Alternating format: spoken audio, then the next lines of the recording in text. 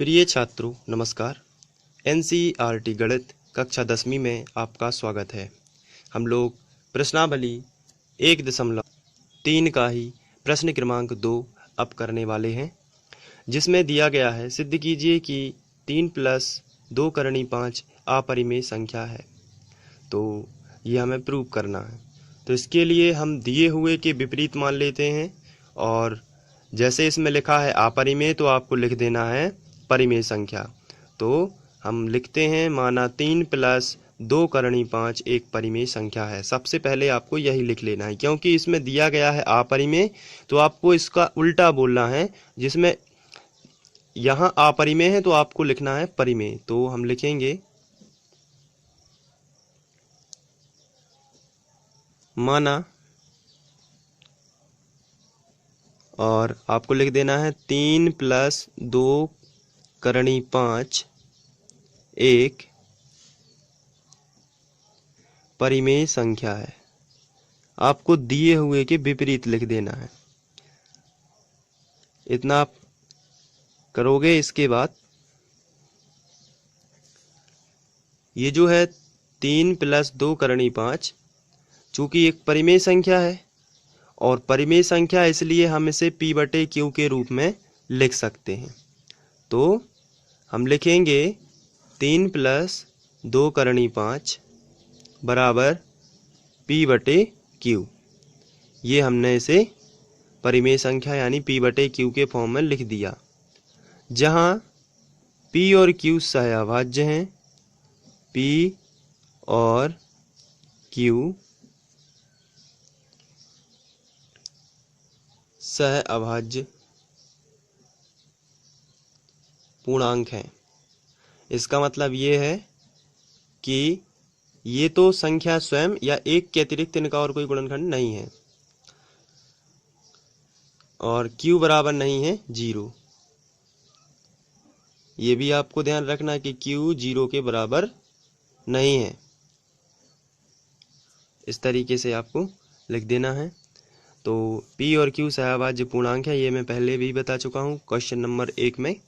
तो किस तरीके से यह सहअभाज्य पूर्णांक होते हैं। अब यहाँ पर हम देखते हैं, सबसे पहले तो हम इस 3 का इस तरफ पक्षांतर कर देते हैं। तो यहाँ पर कोई भी साइन नहीं लगा है तो ये प्लस का माना जाता है, और प्लस का 3 इस तरफ जाएगा तो माइनस का हो जाएगा। तो आपको लिखना है, ये तो इस तरफ जाएगा तो सबसे पहले अब लिखेंगे हम 2 करणी 5 बराबर लगा है तो बराबर लगाएंगे। फिर P/Q लिखा है तो इसको हम लिख देते हैं। इसके बाद ये धन का 3 इस तरफ आ जाएगा तो ये ऋण का 3 हो जाएगा। अब हम आगे बढ़ते हैं, तो यहाँ से इसका LCM ले लेते हैं सबसे पहले। तो इसको हम ज्यों का त्यों लिखते हैं 2 करणी 5 बराबर, इसका LCM से गुणा कर देते हैं। तो यहाँ पर देखिए, अभी ये P के बटे में Q है, 3 के बटे में और आना चाहता है, तो सबसे पहले गुणा होगा तो इन दोनों के बटे में आ जाएगा। तो इसके लिए P - 3 का गुणा Q में होगा तो हो जाएगा 3Q, और बटे में आ गया, ये सबके बटे आ गया Q। तो ध्यान रखना है ये लघुत्तम से गुणा किया हुआ है, तो P - 3 का गुणा Q में करना है। आपको ध्यान रखना 3 का गुणा Q में, तो हो जाएगा 3Q। फिर ये Q दोनों के बटे में, P के भी बटे में और 3 के भी बटे में। आप देख सकते हैं ये दोनों के बटे में, तो आपको Q का गुणा 3 में कर देना है, तो आ जाएगा 3Q और बटे में आ जाएगा Q। इसके बाद ये जो 2 है ये करणी 5 के साथ में गुणा में है, तो गुणा वाली संख्या का पक्षांतर हम करते हैं तो बटे में आता है, और धन वाली संख्या का पक्षांतर करते हैं तो ऋण में आता है। यानी कि प्लस का बन जाता है माइनस और गुणा का बनता है भाग। तो ये जो 2 है ये बीच में कोई भी चिन्ह नहीं लगा है करणी 5 और 2 के बीच में, इसलिए गुणा का चिन्ह माना जाता है। तो गुणा वाली संख्या आ जाएगी बटे में। तो यहाँ पर करणी 5 बराबर P - 3Q बटे, ये 2 का गुणा इसमें हो जाएगा 2Q। ये जो 2 है ये बटे में आ जाएगा, तो Q के साथ में इसका गुणा हो गया। यहाँ पर हमें पता है कि करणी 5 जो है एक अपरिमेय संख्या है। हमने प्रश्न क्रमांक 1 में यही प्रूफ किया हुआ है कि करणी 5 एक क्या है, अपरिमेय संख्या है। तो यहाँ पर ये वाली संख्या भी क्या हो जाएगी, अपरिमेय संख्या। तो यहाँ पर आपको लिखना है, हम जानते हैं कि करणी 5 एक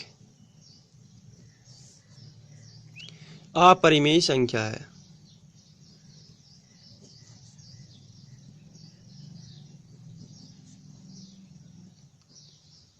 तो ये भी क्या होगी, क्योंकि दोनों बराबर हैं तो ये भी क्या होगी, एक अपरिमेय संख्या। तो p-3q बटे 2q भी एक अपरिमेय संख्या होगी, भी एक अपरिमेय संख्या होगी। बहुत ही सिंपल है इसको करना, अपरिमेय संख्या होगी।